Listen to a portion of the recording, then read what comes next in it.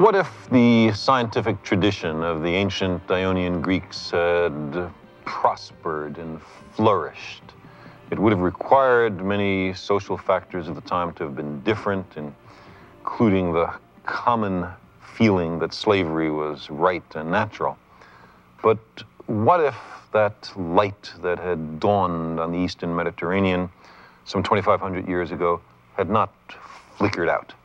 What if the scientific method and experiment had been vigorously pursued 2,000 years before the Industrial Revolution, our Industrial Revolution?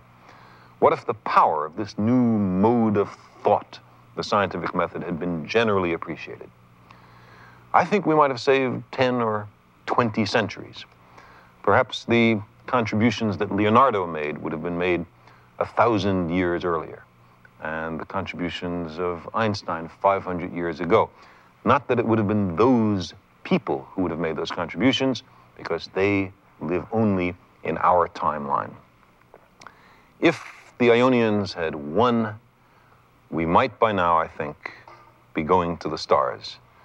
We might at this moment have the first survey ships returning with astonishing results from Alpha Centauri and Barnard Star, Sirius and Tau Ceti.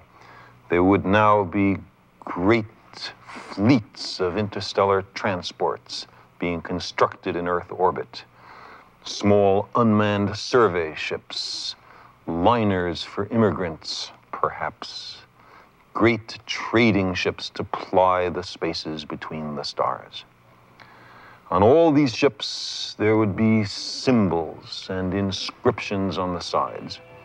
The inscriptions, if we look closely, would be written in Greek.